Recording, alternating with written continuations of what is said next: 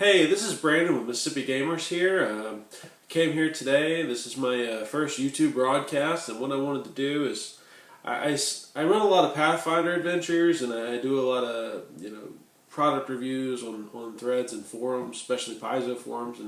But what I wanted to say is I haven't seen a lot of reviews for this particular product. We've got the Slumbering Tsar by Frog God Games. It's been a real interesting adventure. We're on our 16th game now. It's particularly deadly though. We've done a few podcasts about playing Pathfinder, but not a lot about the specific adventure. For those of you who haven't heard of it, you may have run other adventures like Second Darkness or Rise of the Rune Lords, Curse the Crimson Throne, Kingmaker, and like half a dozen other ones that are pretty good. But this one's kind of got that first edition feel. It's real fun. It's fun to DM because, I mean, look at this thing. It's freaking huge. Let me put it into perspective real quick. You've got Anniversary Edition Rise of the Rune Lords right here. Gorgeous adventure, by the way. Check that out. Yeah.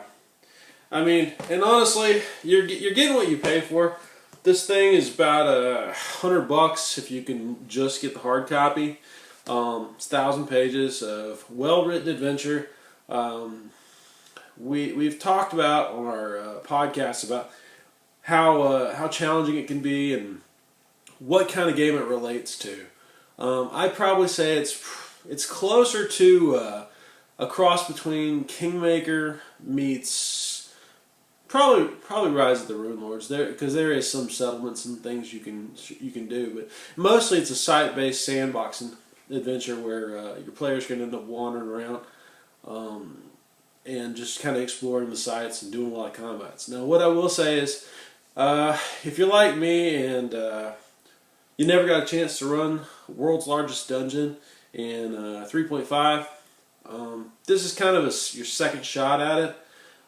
If you're like me, I ran adventures like City of the Spider Queen and Red Hand of Doom. I think those were made by at least one of those was by Greg Vaughn, which I believe he's one of the guys who wrote this one right here.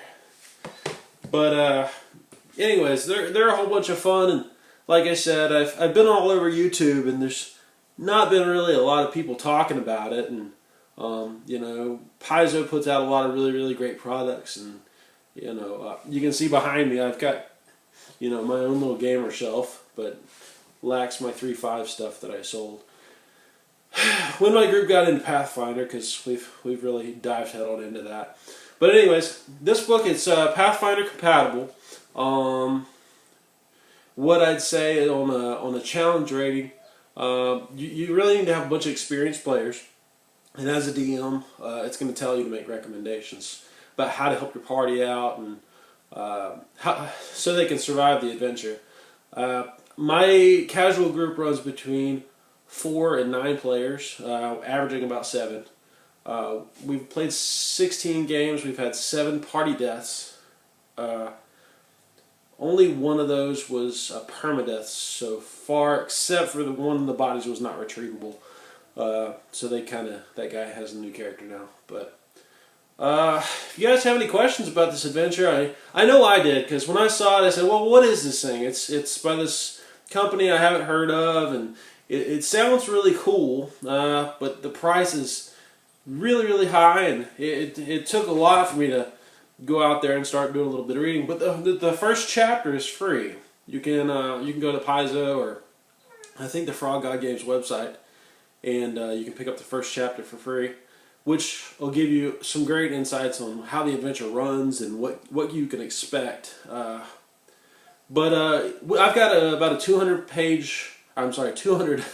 thread post going on this thing, and there's a lot of previous DMs and guys who are running the things right now over on the Paizo forums. It's over in the compatible product section.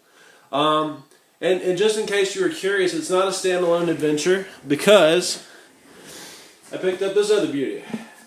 This is Rapinathic. It's what I call the sister adventure. It starts at level 1 as opposed to Slumbering Tsar, which starts at level 7. This one goes to 21. This one's 1 to, I believe, 21 as well. But this one is more of a straight-up dungeon crawl the whole time. And this one's kind of a site-based encounters. There's a lot of adventuring, a lot of free roam, a lot of sandbox. But, jeez, look at the size of these jokers. But yeah, Rise of the Rune Lords will take you from 1 to 20.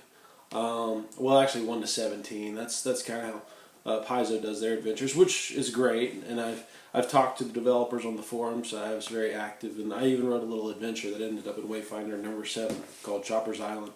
But like I said, check it out. It's definitely worth your time if you're a DM and you like long-running adventures. Rapid Ethic is good. Slumbering Tsar was my personal favorite because we kind of got tired of starting with those level 1 characters over and over again. Those Paizo adventures, they're great fun, but and you can just skip ahead. You can skip a couple adventures, but Slumbering Tsar it goes ahead and it starts out as a higher level thing.